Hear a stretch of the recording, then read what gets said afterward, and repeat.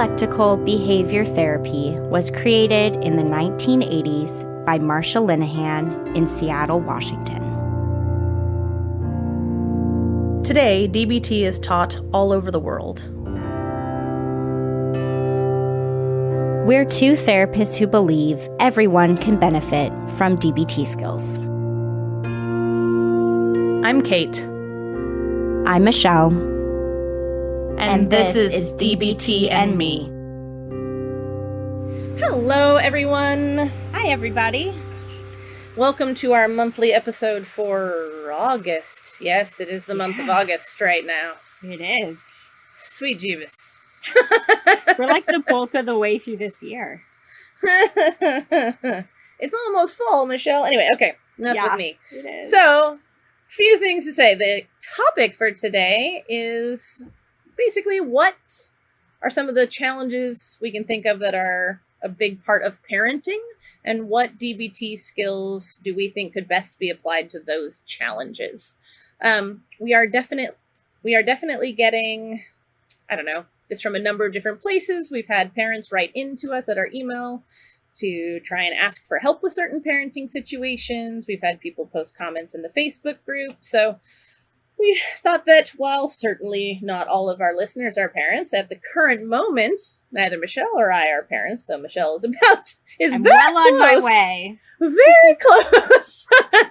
I'm almost about 2 months away from my due date. And by the time this releases, I will be less than 2 months from my due date. So Right? It is insanity. You're going to pop any minute now. yeah. So we do want to own that these are our best understandings from having worked with parents as, our clients and friends and family, etc. But we know it can be hard to hear parenting advice from people who aren't parents. So we want to own that at least as of this recording, neither of us are parents. Yeah. And then the last two things. One, it's still hotter than the hinges of Hades in our general area. So both Michelle and I have fans going on. If that's something that the mics pick up, we apologize. And then last but not least, I am fighting off a migraine today. I am aware that it has dropped my IQ by several points. I am firing on perhaps slightly under half of my cylinders today, so if I am pausing, repeating myself for other blunders, I ask your patience and forgiveness, because this was the only day that could work for Michelle and I. Yeah, exactly. And we're not recording in the morning like we normally do, so we're recording at a really hot time of the day, and a whole bunch of things are different. Yeah. So, yeah, I am aware that I am not quite myself between the migraine itself and the medications that I take to treat it. So, And the heat. And Ginonicus, Jin, our, the local mascot, is certainly taken up residence in my lap because he doesn't care how hot it is, apparently. So He I have still a little. loves you. I know. I have a seat warmer I never needed. That's true. Well, Michelle, I think you're starting us off this time. I am. Yeah. So we're going to be going over 4 categories that we could think of, 4 different challenges. And these are just big umbrellas. And I would say that this first one that I'm about to talk about is an especially big umbrella. And I really think that a lot of what we're talking about too, especially this first one that I'm about to dive into, I really think it can apply to children of all ages. Absolutely. So even if you are, say, I was about to say parenting an adult child, the parent of an adult child, this still applies to you, whether your child is 5 or 35. This stuff hopefully applies pretty well across the board because you're still a parent no matter how old your child is. So the first challenge that I'm going to talk about is having this challenge of your child not doing what you want. And this, as I just acknowledged, is going to vary and look different across the lifespan. When kids are really young, this might look like they're refusing to put their coat on to go outside and play. Or this can look like when your child is an adult, that you are pleading with them to not get married to this partner that you have concerns about, and they're still wanting to get married or be in a serious relationship with them. I mean, this could look like so many things, but anytime that you feel like you're in this spot of, I really want my child to do something, they are not doing it, and I'm trying to figure out how to reconcile with that. How much do I push? When do I give up and let go? And yeah, it's just, I believe, an ever-present challenge that's there. I mean, I'm even thinking about being pregnant currently, and in the very early days of my child being born as an infant, you know, you have certain hopes about, like, oh, maybe my child will sleep X number of hours tonight, or, you know, that kind of a thing. And, well, maybe your child will do what you want. Maybe they won't. It just is always there. So for each of these challenges, also, it feels important to say we've come up with 3 skills each. So all in total, you're getting 12 skills today. We only repeat, I think, 1 skill twice. Yep. Which is mindfulness, of course, because there's so much to say about mindfulness. So mindfulness applies to a couple of these, but otherwise we're going to talk about a lot of the different DBT skills that can come into play and hopefully be helpful. So with this challenge of your child not doing what you want, one of the first things that came to mind was using Dear Man. Now, Dear Man can be adjusted based off of your child's age and understanding. If you have an especially young child, like, you know, 18 months and younger, Dear Man, maybe not so much.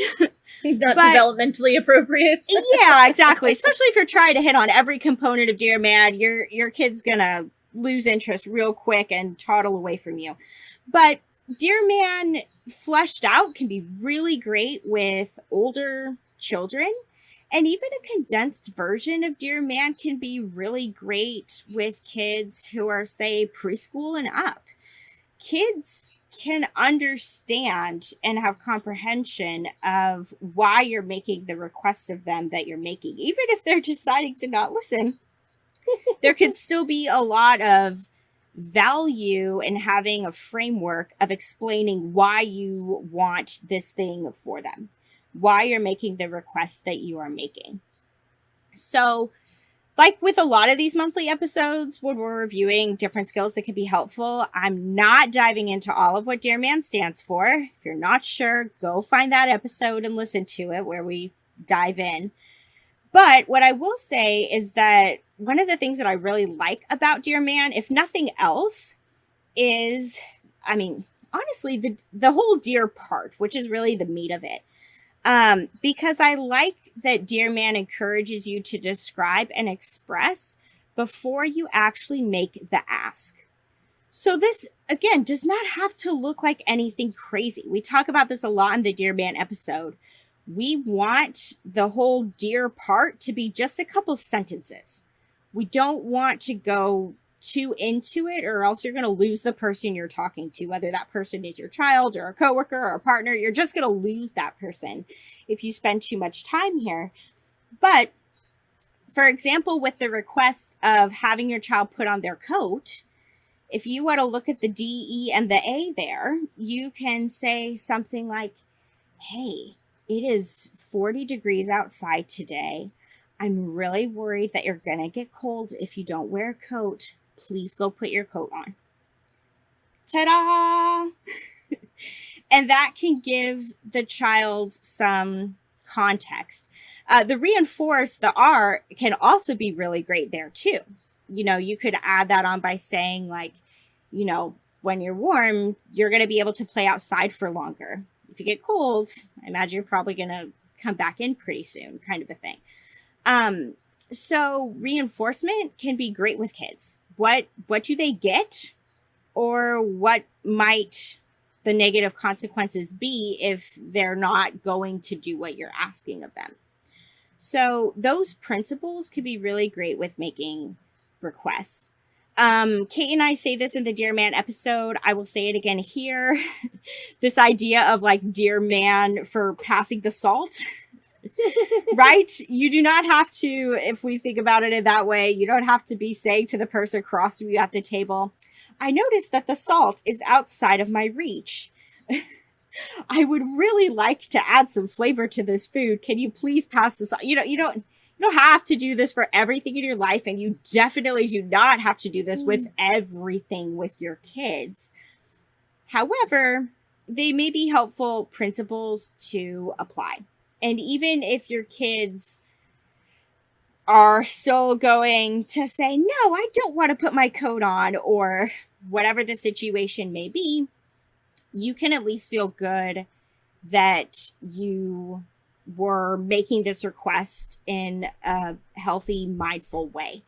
I can't remember what the statistic is now. I used to say it all the time when I taught parenting classes years ago, but kids, like if we're talking, I don't know, say kids ages like 3 to 7, like that kind of an age range, in like a 30-minute period, parents make over like 40 requests or demands of kids. Holy crap, I had no idea. Yeah, it's a high number. Just simple things, right?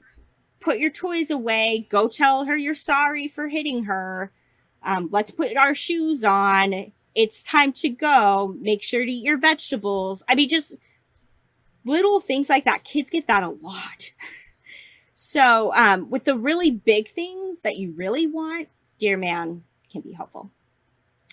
The other thing that felt important here, the second thing that I'll talk about, is using the effectiveness piece of mindfulness. So, right, there's those 6 core mindfulness skills, doing things effectively being one of them. And the whole premise behind doing things effectively in a mindful way is focusing on what works. It can be really easy to just find a way to do something and to just keep doing it that way, either hoping that eventually it'll work the way you want it to, or maybe it works great the first 10 times, but then it wears off in how effective it is, and then you might just want to keep going with it, even if it's not working anymore. And parenting is this constant adjustment based off of your child's development and their interests and scheduling, and things are just always changing. And it's going to be really important that you tune in to what's actually working.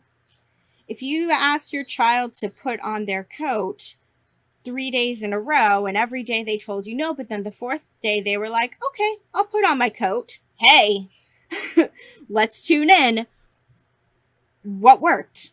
What was different? Was it something about you? Was it something about the environment and the circumstances? We want to tune into what made that request effective in that moment so that you can carry that with you. And if we're not being mindful, we're not going to notice. So that can be really important too when it comes to hopefully getting your child to do the things that you want them to do, or the things that they need to do, is being able to notice when things are moving along effectively and what works for your child and what maybe doesn't work for your child. And building off of that pretty nicely, the final thing that I'll talk about is this idea of willingness. So I think it's really important as a parent to figure out what are the non-negotiables in your particular household or for your relationship with your child when your child is an adult. We don't say the word should very often. We don't like that word. There should be a few non-negotiables. It's important to have some things that are no ifs, ands, or buts. This is not okay. Or this is an expectation that we have of you. Some of these things probably relate to safety, keeping your kid physically safe. So there are going to be some things that you're going to really stand firm on as a parent. And then there may be a lot of things that feel really important in the moment, but maybe actually aren't so important, that you can be a little bit flexible on and you can have some willingness about. If we're thinking about the example of your child putting on their coat, So I'll just keep going with that. Maybe your child has like 2 or more different coats that they can choose from, and maybe you really want them to wear this particular coat when they go outside. But you say, go put on your coat. They put on the coat that you didn't think they would. Now you have a choice here. You could either be like, no, go back and put on your green coat, right? Or you could be like, thank you for putting on your coat. Now you can go out and play. Is this actually the hill I want to die on? That's Yes. what I hear you asking. Actually the hill that I want to die on, or can I be a little bit flexible here and can I go with the flow a little bit more? Some of this might have to do with food choices and what your child eats. What your child wears.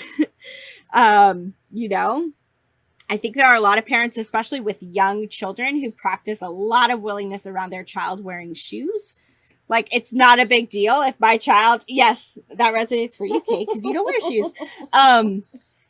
You know, does it really matter if my child wears their shoes when they're in their car seat in the car? Or is it okay if they kick them off and we'll just put them on when we get to where we're getting to, right?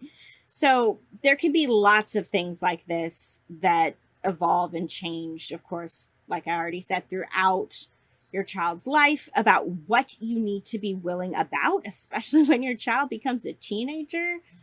Like, there's going to need to be some give and take on your part, because hopefully your child is becoming more dependent and is able to make more choices for themselves and deal with maybe what some of those consequences of their choices might be.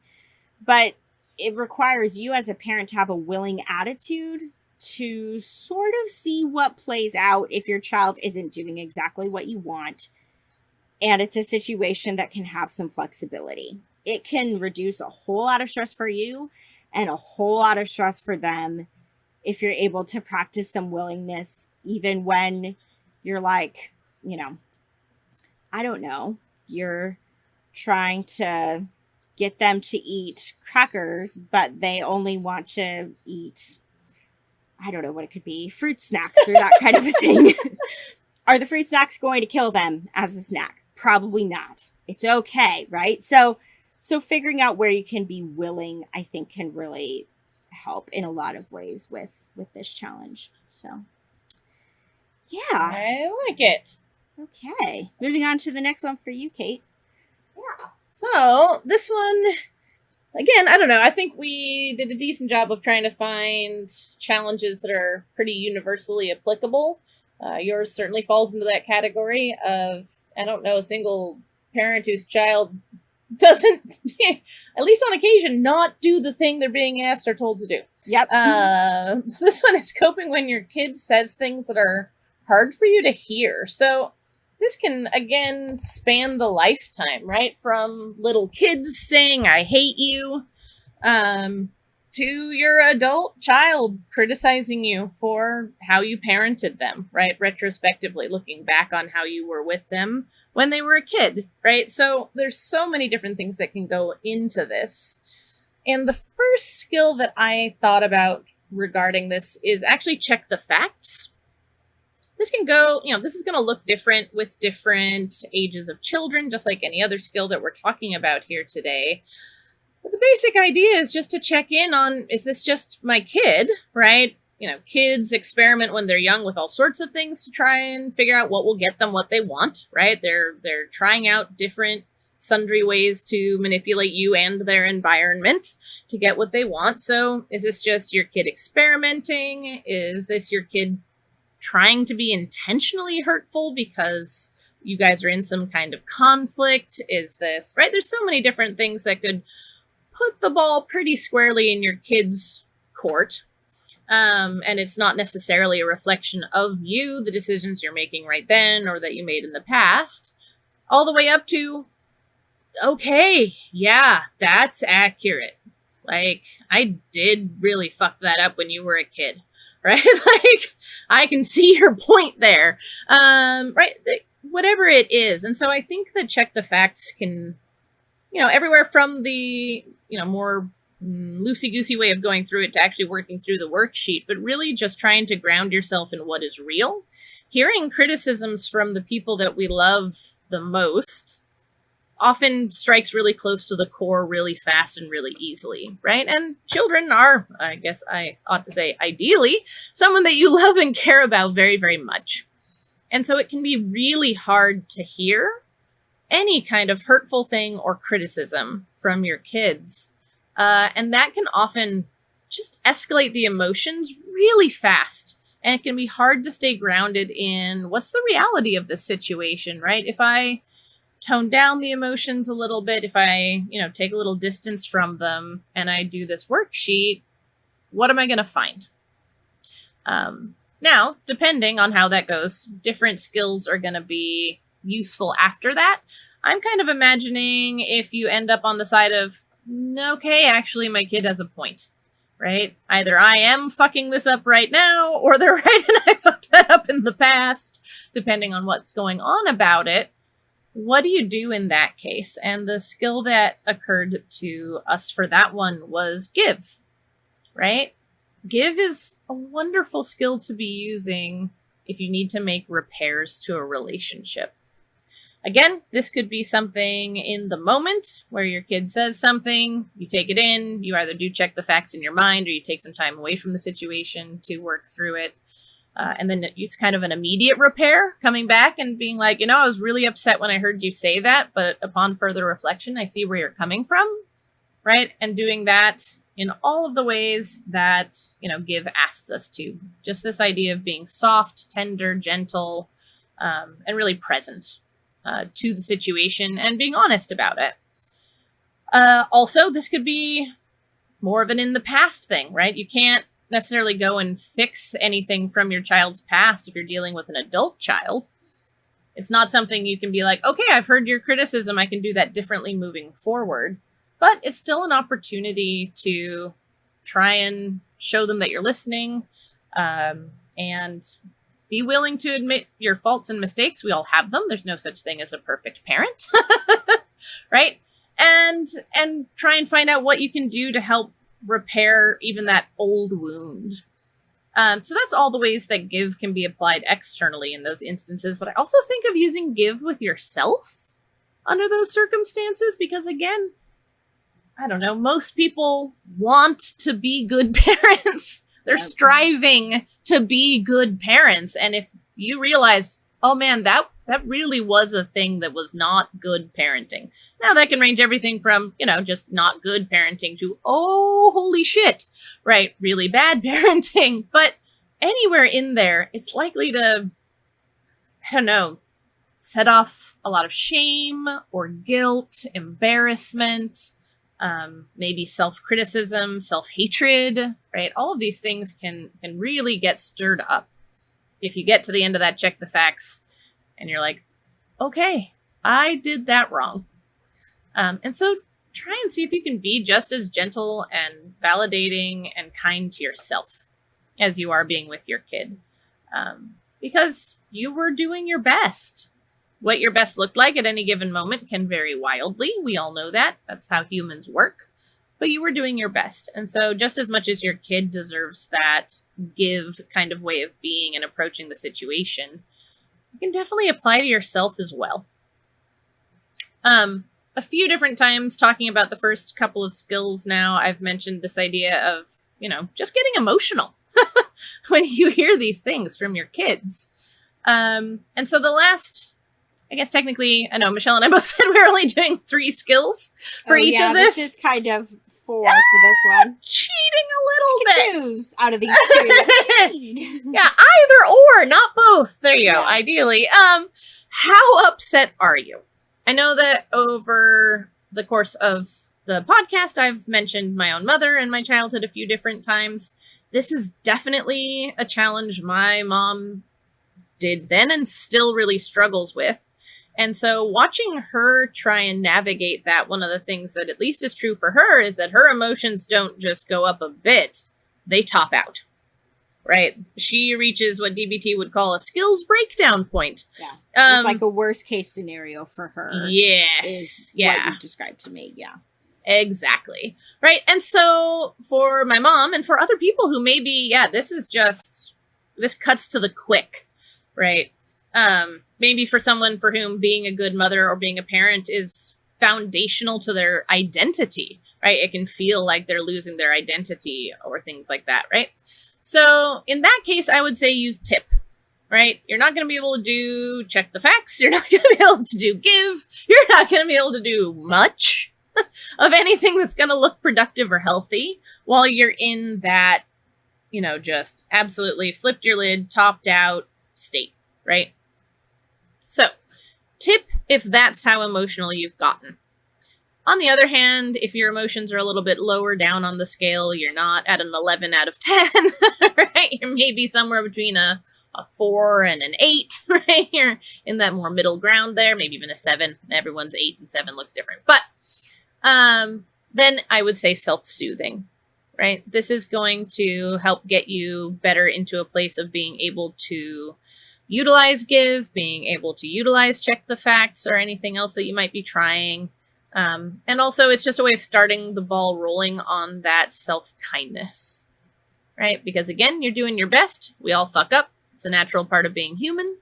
So can you use self-soothing to be kind to yourself? Can you use it to help get yourself to a place where your emotions are regulated to the extent that now you can engage with your child or yourself in a much more productive fashion when it comes to facing this difficulty.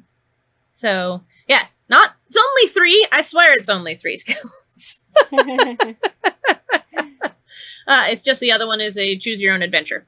But yeah, so those are the ones that I think of for that challenge. What about you, Michelle? What's the next one? Yeah, so the next one, you were just really speaking about this specific challenge of when you're hearing things that are hard to hear from your child directly. But this third challenge is really about hearing things that might be hard to hear from others. Especially here in the United States, we have the term mom shaming as one such term. But there are a million ways to parent. There are so many choices that you're facing on any given day about how to raise your children. And chances are you are going to make a decision that is different from the parent who is next to you in the classroom at your child's open house at school or that kind of thing. Not everybody is going to parent the same way. People are going to parent vastly differently. You may be choosing to parent very differently than your parents parented you. So this third challenge is really about how to cope with judgment from other people when other people are saying negative things about your parenting choices to you. Because this can be really hard to hear. And yeah, I think it's a very common thing that as a parent, you're probably naturally having times or moments where you're second guessing yourself. I think in particular about this time with COVID. Oh, Lord. Yeah. And am I doing the right thing? Is it the right thing to keep my child at home to do remote learning, or is it the right thing to send them back to in-person school? As just one example. Right? Who do I choose to expose them to when they might not be vaccinated yet? There's so many choices to make as a parent that you can be maybe judgmental towards yourself. And then if you receive criticism or judgment from other people, it gets even harder to handle. So 3 skills for how to address that if that's happening to you. Again, whether that is judgment from somebody who you're very close to, which might hit really hard, judgment from a partner, or again, judgment from, say, your parents or that kind of a thing. Or, this could be just judgment online. Judgment from strangers at a park or just anything. Yeah, totally. Yep. So this can look a lot of different ways, but these are skills that may be helpful here. So the first thing that we thought would be helpful is fast. So we use the fast skill when it comes to values. When there's something that is important to you that you essentially, I want to use the word like that you want to defend, but that you want to assert yourself with. We have interactions like this a lot with parenting or otherwise, where somebody may be wanting us to do something that doesn't feel right to us. Whether that's like your boss wanting you to work overtime, or a friend wanting you to go out for drinks when you're really tired, or whatever it may be. And there may be times when it comes to the realm of parenting where you're really feeling pressured, whether again that pressure is like pretty clearly coming from other people towards you, or you're just feeling like that pressure within yourself because you see that other people are making different choices around you. But using FAST with other people can be really helpful to give you principles to follow, to really stand up for yourself and to stand firm in your truth about what is best for your child and your family. Because it may be very different than, the family down the street from you. But that doesn't mean that you are in the wrong or that other family is in the wrong. I was actually kind of thinking about this. Oh, dialectics. I was thinking about it with the last one that you were talking about, Kate, a little bit of like, there's a possibility, like your feelings are valid and your child's feelings are valid, right? In a way. And this really applies here too. So it's important to be fair to yourself, to not apologize. Oh my gosh. Please do not apologize for doing what feels right for your family and your child. Not apologize for that. Stick to that and be clear about what's guiding you, right? With sticking to your values, what values are driving the choices that you're making. And then finally, the T stands for being truthful. So making sure that you're being honest with yourself and other people. You don't have to hide or, explain away your decision-making process as a parent. You can just state it truthfully and honestly and just leave it at that. I'll give a real quick personal example for this, is that with me being, because I'm like, this is starting before my child is even born. I've had to make difficult decisions around having some baby showers coming up soon. And with COVID, how comfortable do I feel if I have unvaccinated guests at these baby showers? How does that feel? And so I actually had to pull out my FAST skills to explain and tell people that I made the decision to not have unvaccinated guests be present at my baby showers. And I will be offering a Zoom baby shower to guests who are not vaccinated or can't attend for some other reason. But I really had to use the principles of FAST there. And it was so hard for me to not apologize or to not veer into like this give territory of like, this has been such a hard year for all of us. Like, that kind of a thing, to just be like, this is the decision that I'm making. And to just really be clear about it. And so if you're one of those people who, you find yourself having a lot of concern for what are other people going to think of me? Or like, am I making the right choice? A lot of times I believe there isn't a single right choice. It's just whatever choice is best for you.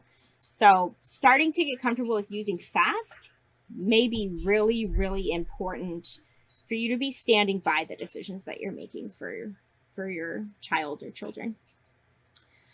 The second thing is the concept of the dime game. So as a brief reminder, the dime game is a tool that you can use to help you decide how strongly to say yes to something or how strongly to say no.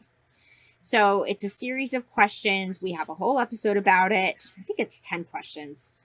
Yeah, like whether you ask for something or whether you say no to something and how strongly you do it. Yep, exactly. So it walks you through these questions to ask yourself. And then at the end, depending on what your answers were to those questions, you're basically told how strongly to ask for something or how strongly to say no. So the reason why we wanted to put this in here is because there may be a range here, like we were acknowledging a moment ago, of where this judgment might be coming from other people and what it's about. Ranging from some random person you don't know at the park, like you were talking about, Kate, who just, I don't know, seems to be giving you side eye or made some kind of little comment, all the way ranging up to, let's say, you and your partner having major disagreements about what parenting decisions to make in your household. And having judgment or criticism from each of those different scenarios is going to feel quite different within yourself. And the dime game can really help you figure out, how strongly do I do something about this? Like, when do I, yes, really need to use my voice and use my fast skills? When do I really need to say something? When is this actually important to address? And when can I let this go? Like, when does this not really matter? There may be times where I don't need to say anything. And it can be helpful to help you determine that internally, because, you know, there is a lot of judgment out there, and you could really wear yourself out trying to defend your actions to everybody. You don't need to defend yourself to everybody. It's actually probably very few people, I would argue, where you truly need to have a conversation about, this is what's important to me and this is why I'm doing what I'm doing. And especially if it's somebody who is around your child with some regularity, I would like you to do the same thing.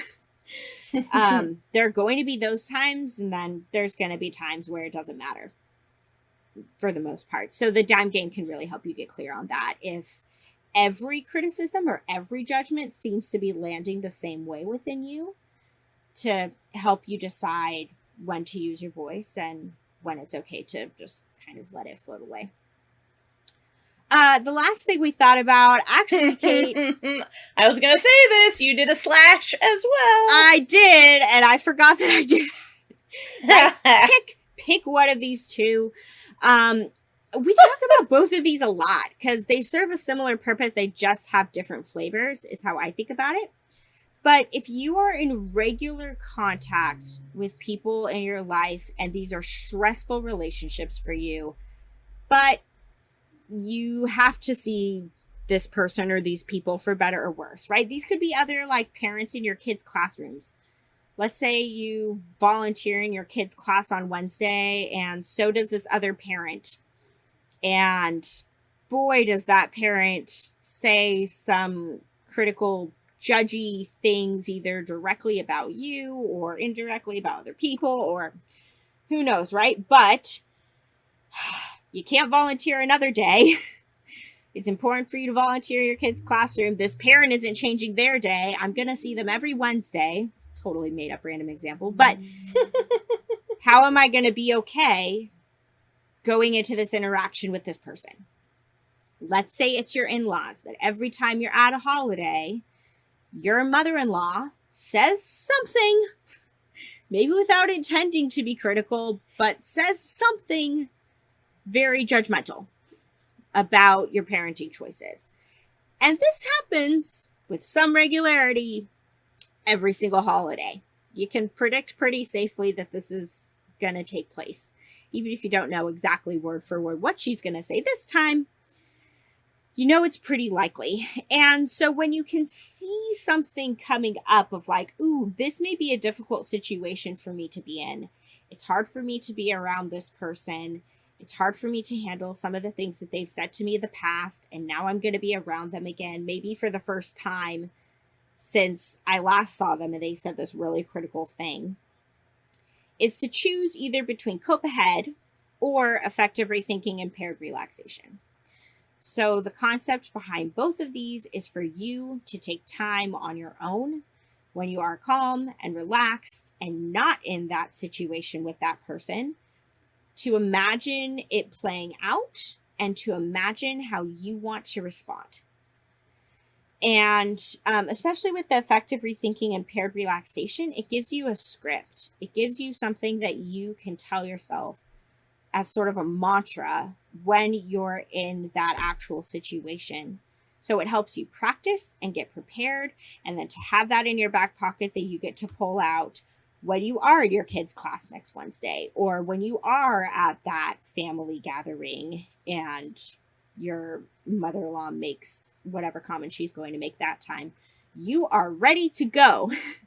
And so hopefully it won't be as triggering because you've already done some internal work to get yourself ready and to remind yourself that even if it does hurt what they say, I don't want to invalidate that. People can say some pretty awful things. So even if it's going to like hurt when you hear this person say that thing, that it will hopefully help you stay a little better regulated and you take better care of yourself than feeling like, well, now the Thanksgiving dinner is completely ruined because of what she said. Or, well, I'm not coming back to volunteer in my kids' class, even though this is something that's really important to me. I just can't do it anymore, right? Hopefully this is something that can help you still focus on the good in the situation rather than getting caught up and overwhelmed and flooded by this negative exchange with someone. Picking one of those skills could really help with that. Yeah. All right. I guess this is the last challenge. I feel like we're already on to challenge number 4. Fast today. Is it we going are fast? Going pretty fast. That's but funny. Hey, here we are. Talk as much or as little as you want about it. Well, so the 4th challenge that we thought about is the challenge of like being fully present with your kid, right? I've definitely heard lots of parents talk about, I just wish I were better at paying attention. I wish I were more in the moment with them. I wish I weren't, multitasking so much or distracted or on my phone or whatever, right? This idea that they're not really with their child in the time that they're spending with their child and that they are distressed by that, right? And that can look like so many different things and for so many different reasons, but it still pares down to this idea of like, am I here when I'm here, right, with my kid? And I keep saying kid, I don't know, child, but I don't know, I think actually I wasn't thinking about this when we were thinking about them, Michelle, the challenges, but I do think a considerable number of these actually work no matter how old your kid is, including if they're adults. Anyway, I just thought that was funny because I wasn't thinking about it at the time. And yet. So perhaps unsurprisingly, this is the second challenge where we talk about mindfulness, right? Because that's the whole mindfulness gig, right? Is being present. Now, this can look, all right, I have to say that phrase fewer times. Stop saying this can look many different ways. See, I was told everyone, I get repetitive. Let's see. Mindfulness can be practiced in a number of different fashions where it can be helpful in this regard. It's not just about practicing mindfulness in that moment when you're with your child, though that is absolutely one way that you could use the skill of mindfulness to tackle this challenge. Also, practicing mindfulness at any other time can also help you be more fully present with your child because you're still getting in practice at being present. You're practicing how to get your brain to pay attention to what you want it to pay attention to, right? You're practicing being non-judgmental. You're practicing being fully present. You're practicing that sort of one thing at a time, all of that in a way that, practice makes better. Is there a word other than perfect that starts with a P that would fix that saying? Practice makes progress. Oh, hey, there you go. That expression or that. I like that better. Yes, because no one's perfect. No amount of practice makes perfect. Right? Who came up with that? I don't know. Somebody who thought you could be perfect. Right, but practice makes progress. That's exactly what I want. And so it doesn't matter when or how you're practicing mindfulness, as long as you're building on that practice, as long as you're maintaining that practice in some regard, you're giving yourself a leg up the next time you're with your kid and you want to be focused on them and on your interaction with them. So many different aspects of mindfulness. I don't know, help with this anyway, right? Being non-judgmental, whew, right? That can just help being with kids. Being non-judgmental towards yourself, being non-judgmental towards your environment, being non-judgmental towards your kid. There's a whole lot of letting go of judgment that can help make times with your kids better and also help you be more present. I think about, I don't know, my sister when her children were small, and, no shade on my sister. This, I think, is abjectly normal. The house was a mess, right? Toys all over the place, Cheerios in unexpected places, right? Houses become a mess. And so it can interrupt you being present with your children if when you're spending time with your kids, what you're noticing is, oh, that needs to be cleaned and we need to put this away. And what if, someone stops by and sees the house like this? And right, like, if you're being judgmental, you're not being fully present, right, to what's actually going on. You're lost, right? You're future tripping or judging or other things. So I wrote in the notes, actually, mindfulness, because, I have a hard time finding an aspect of this challenge where mindfulness can't be helpful. So if you did nothing else for this, practice mindfulness. When I think about other things, though, that can get in the way of being fully present, the next thing that came to our mind was please, right? The please skill. Because when please is sucking, it's awfully hard to say everything else kind of falls apart. Everything else kind of sucks? Yes, exactly. Yeah. If please sucks, everything sucks, right? That's, if mom isn't happy, ain't nobody happy, right? Like, if you're not taking care of physical illnesses, if you're not eating right, if you're not sleeping well, if all of that is just a dumpster fire, it's going to be hard to be present if you're hangry, tired, ill. Like, that is not going to make for a very present person. And I don't just mean with your kids. You're just going to have a hard time being present for anything. To reiterate, Michelle and I always say this, and I don't think it will ever stop being worth repeating. No one's good about everything and please all the time. That doesn't happen. That's not human. Don't worry about it, right? See the above. Practice makes progress, not perfection, right? Please is never going to be perfect. Just ever. But if you find that you're really struggling with this idea of being present, look at your please stuff, right? See if there's one in particular that is more on fire than the rest, and so maybe is having a bigger impact. Probably, if you're an adult, by now you might know the thing that makes a bigger impact for you. Michelle, I know you've talked about being hangry. Mm-hmm. I've just never experienced that. Oh my gosh. I have to eat on, honestly, it's a fairly regimented schedule. Like, if I go more than 5 hours without eating, it's not good. Like, I have to at least have a snack. Yeah, I've just never, I get hungry, but it's just, I've never gotten hangry. I've never seen it do much to impact my mood. These days with all my weird stomach stuff, I'll make it often 3, 4, 5, 6 o'clock at night before I eat anything. I don't even want to think about how I would be. I'm not good if I don't get breakfast. Let alone if I didn't get breakfast or lunch. No. On the other hand, if we're just comparing ourselves, Michelle, you're a fucking trooper when you're sick. And I am not. I am not. I'm not a big, I don't fall abjectly apart, but I'm distracted. Right? Yeah, that's going to get in your way of being present with stuff. It's going to get super in my way of being present. Same thing with, I'm getting sadly better. I don't know if I'm glad that I'm getting better at working on less sleep. In my youth, I was really good at it. And then I went through a span of years where if I got much under 8 hours of sleep, I was a wreck. And now I seem to be coming back into, well, if I manage 7, that's a miracle. Right.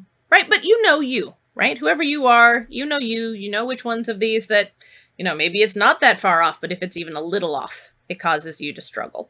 Right? So just look at it, consider it, see which things maybe could use the most attention or which ones impact you the most, and put some work into that. And that can do a surprising amount to help you be present to things in your life, including your kids.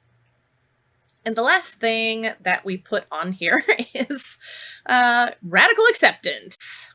See that progress makes see, I almost said it again. It's so ingrained in that way that now I almost said progress makes perfection. What the fuck does that even mean? All right, reset your brain a little, Kate. Practice makes progress. There we go. I will get it. No one's perfect. Especially at parenting, and especially at being present all the time when parenting. Turns out, being a parent doesn't turn off the rest of your life. Right? You can't just be like, all right, cool, I have a child. Nothing else exists. And this child is now the totality of my focus every waking minute. Right? That just doesn't work. Shit happens. Right? You are still probably needed to adult in some fashion. Pay bills, run errands, do chores, answer the phone, go to work. I don't know what else, right? Like, you have other tasks at hand. You have things that get in the way that you don't have control over. You have things that get in the way that I guess technically you have control over, but no one can control everything in their life, even if technically they could. Does that make sense? That was a weird sentence. Mm-hmm. Whether something's under your influence or not, you may not have the space in your life to exercise that influence. There you go. That was better. So radical acceptance. You're not going to be present all the time for anything or anyone. And the more you beat yourself up about that, the less present you'll be. See that mindfulness bit at the beginning with all of the judgment, right? So at some point, you have to let go. You know, if this has been a real challenge, put some work into it, do what you can, and then at some point you're going to get to the end of what you can realistically do. Mm-hmm. Yeah. And wherever that end is for you, you've got to let go after that. Yeah. If I can chime in too a little bit on the radical acceptance. Sure, I have another thought too. We'll both get there. I will be maybe not terribly surprised if our thought is the same. Because sometimes we have the same brain. So let's see. Sometimes. But I mean, I really like how you're talking about that, of just kind of like being accepting of yourself, that it's way too high of a bar to set to be fully present with your child all the time. I think sometimes what can happen with people is that they find it really easy to be present during the rosy, fun, joyful times with their child, right? You have these moments where it's like, oh, it's so easy to be present with them. This is the good stuff, right? Or, you know, I don't know. And then if they're a young child and they're having a tantrum or a meltdown, or if they're an older child and they're having a tantrum or a meltdown. True, yeah. They just look different. Yep. They're being defiant. They're breaking their curfew. I don't know, right? It can look so many different ways, but those are the times where it can be really easy to want to like pick and choose and not want to be fully present for those times, because those times don't feel as good. And radical acceptance is also about, I love the idea of radically accepting your own self, where you're going to be at. And it's also about radically accepting your child, whether it's a great day with your kid and everything's flowing and you guys are having so much fun together, or whether it's a day where nothing seems to be going right. And how can you still be fully present with your child on those days? Like, that's going to require a radical acceptance mindset. So I don't know, Kate, is that where you were going to go? No, but that last bit that you said is a perfect segue. Okay, perfect. Because you were talking about bad days. And the last thing I was going to say is, you know, along with that, wherever you get to the end of what you can do, let go, right? That kind of radical acceptance. I also wanted to point out that not all days are created equal. Yeah. So also having radical acceptance that perhaps today you're less present than yesterday. Yeah. And maybe you'll be more present tomorrow, or maybe you'll be less present tomorrow. Life happens, right? And so radical acceptance, oh man, see, between us, I don't do this, but I imagine it would make an amazing drinking game to say, every time we say, this can look so many different ways. Oh, for fuck's sake. We have said that too much this episode, Michelle. Too much. Anyway, We Why have not? our own I'm little going with it. We'll own it. quirks and weird things that we say a lot. And, Radical yeah. acceptance can also look so many ways. And it's so, overarchingly, it can be this big thing, right? Accepting the large truth that, no one is present all the time for everything, and you just have to, generally speaking, accept that. And it can look smaller. Just radically accepting that today is not your best day. Mm-hmm. For whatever reason. Right? So, radical acceptance, big, and radical acceptance, small. Both of them, I think, can really be, applicable to all of parenting, right? But especially that idea of being present. Because you're not going to be all the time. It's a good thing to strive for, so long as you realize you'll never reach it. Mm-hmm. Yep. Yeah, I think that's it. That's what I have. If you have any additional thoughts. Not too many. We kind of touched on it like halfway through going over the challenges, but you just touched on it again. There are so many dialectics within the realm of parenting. Yes. Just that idea of you're doing your best and it's never going to be perfect. And just there's so many dialectical concepts that if you're able to notice dialectics within yourself as a parent, I just think that alone can really make things a hell of a lot easier when you're able to notice how multiple things can be true at once, right? Mm-hmm. My child's can be very difficult on some days and a joy to be around on other days. And, I'm just going to do some things well as a parent and some things I'm going to really struggle with as a parent. We could go on and on, but overarchingly, that seemed like a good note to end on, is this idea of dialectics. Notice the dialectics within parenting. And if there's, a dialectic that you notice yourself coming back to, and if that helps you through the really hard days and through the really hard moments, fantastic. Keep coming back to it. So, yeah. All right. On to homework and awkward self-promotion. Yes. So true to form, we've formatted a lot of our monthly episodes in this manner, where we each talk about different challenges and then we talk about different DBT skills that might help with each challenge. And I say it a lot, gonna say it again today. Pick one of the challenges, and then within that challenge, pick one of the skills to try. So this will all go up in the Facebook group, and pick a starting point. Don't try to do them all at once. Way too much. Way too much. And there may be those of you out there who are not parents and you're like, cool, I don't get to, if you do the homework that we recommend, which I hope maybe some of you do. But if you're thinking to yourself, well, cool, then I don't have any homework. These things can apply outside of parenting. Any relationship can have these struggles. Any relationship can have these struggles. Exactly. I think in particular, actually, about if we were to go through and replace child with partner. Mm-hmm. When your partner isn't doing what you want, coping with your partner, saying things that are hard to hear. Yeah, coping with people criticizing your relationship with your partner. Yep. And how you handle that. Yep. Being fully present with your partner. These things can all apply in the same way.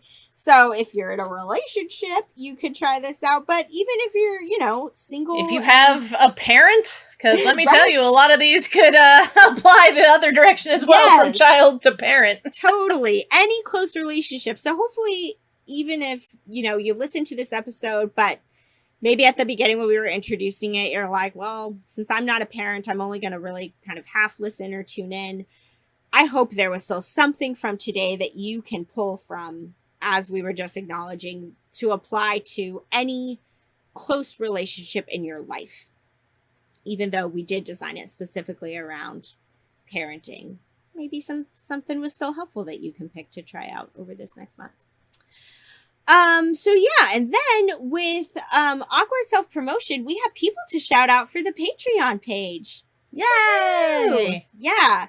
We have gotten a couple new patrons recently, and we are shouting out today Amy and Bruce. Thank you, Amy and Bruce. Thank you, Amy and Bruce, for being patrons. And if you want to become a patron too, like they did, you can go to patreon.com/DBT and me. So you can check out our Patreon page there. And check out our Etsy shop. Just going to Etsy.com and searching for DBT and me. You'll find, again, it always feels so weird to say merch, but that's really what it is. Cool stuff. We don't have, it's not branded merch. If you've never gone to look because you think it's all branded, it doesn't have our logo anywhere. Nope, it's just not mindfulness. It's just DBT related. Yes. Stuff. DBT themed items. Yes, exactly. Give us a rating or write us a review on Apple Podcasts if you listen there. Send us emails, dbtandmepodcast@gmail.com. I would be particularly interested with this episode because, as we said at the beginning, with Kate and I not being parents ourselves and not going through these challenges with children of our own, how well did we do with what we came up with today? Did you try some of this out and was it helpful for you? Are there other things that you would recommend? Because if you have other things that you're like, hey, as a parent, this is a challenge I've been experiencing with my child or children, and this is the DBT skill I've used and it's really helped me, guess what? We will share that with our Facebook community, or we'll talk about it on a Q&A. If you had questions about other parenting related things, but I'd love feedback on this episode in particular, just because absolutely. I hope some of it was helpful, and if there are things we left out or other things you're doing, we want to share that information for sure. And then the final thing that we've been adding on recently is that if you haven't already, you can check out our other podcast, The Couch and the Chair. You can just search for it wherever you're currently listening to DBT and me, and it's on all the same platforms. And we are, putting up episodes there bi-weekly. So we're posting there a little bit more than we're posting here. And there's some pretty good content and some episodes we've recorded recently that may have topics of interest to you. So you can search for The Couch and the Chair and check us out there as well. I like it. You say we post those a little bit more often. Another way you could phrase that is twice as often. That's double true. As much. Double sounds much more that way. Yes. Yeah, it's very true. We are posting there twice as often. There you go. See, it sounds much more grandiose. Good point. Okay, on to the closing moment for today. Yes. Okay, so as per usual, just find a comfy position for your body, whatever that looks like today. Be sitting, standing, laying down, walking slowly, whatever feels good and right. And if you feel safe and comfortable doing so, I invite you to go ahead and close your eyes. Start, as usual, by just tuning in to your breath. You don't need to breathe any more slowly or any more deeply than you do naturally. It's just about paying attention. Just about really focusing in on the rhythms and the sensations of your breath and letting them welcome you into your body and into the present moment. So today, I'd love for you to take a moment and bring into your mind's eye an image of yourself as a child. If a specific age leaps into your mind's eye immediately, you can go ahead and stick with that. Or if there's a time in your childhood that you remember as being particularly difficult, maybe a time you were particularly struggling with your own parents or those who were raising you, you might decide to picture yourself at that age in particular. So take a moment Just try and add as much detail and make this vision of yourself as realistic as possible. Once you have that image in your mind's eye, I'd love for you to do one of two things, depending on the age that you're picturing yourself and depending on what feels appropriate. Either, I'd love for you to take the hand of your child self and just start walking with them. Or, if it feels better and more appropriate, you could also scoop your child self up into your lap to hold them. Once you've done that, take some time and ask your child self what they need. What's missing in their life right now? Maybe ask them what they wish their parent were doing differently. Ask them what their struggles with their parents are.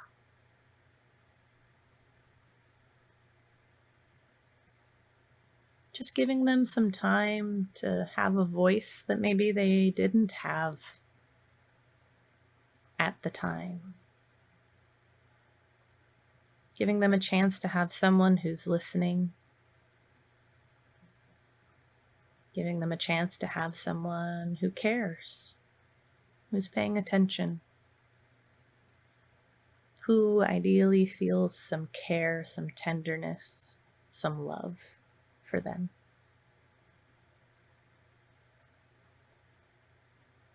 No matter what they have to say, try and listen with an open mind and an open heart. Try to be as non-judgmental as you can.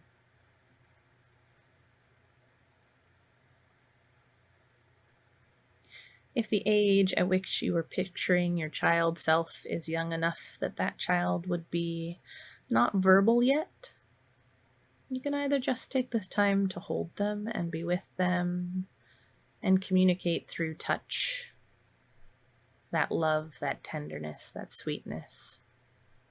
Or, this is your imagination. There's no reason that child self of yours can't talk, no matter what age they are. If you feel like you can give words to what their pains were at that time, what their struggles were.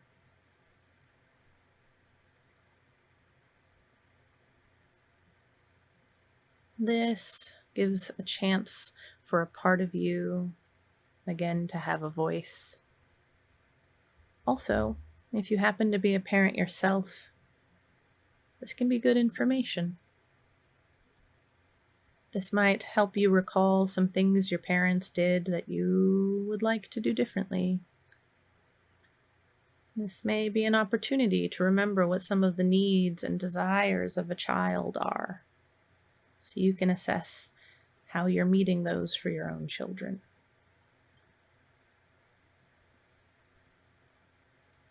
Just taking that time, just being present and listening.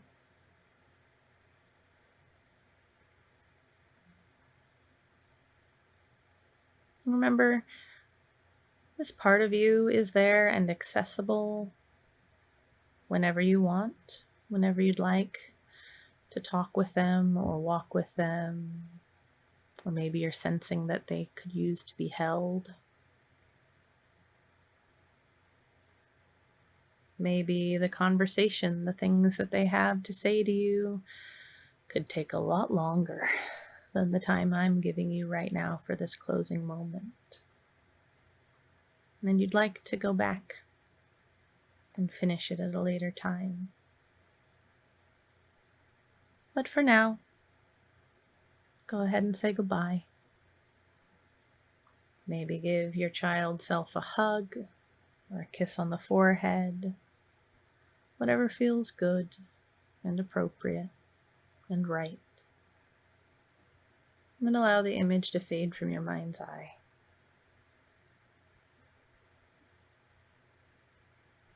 Once you've allowed that to fade, go ahead and start bringing yourself back into your body, into the now, into your space. Maybe take a couple of slow, deep breaths. Maybe do some stretching. Whenever you feel ready to do so, you can go ahead and open your eyes. Thanks so much, everyone. Thanks, everybody. To learn more about us and the DBT skills we're teaching each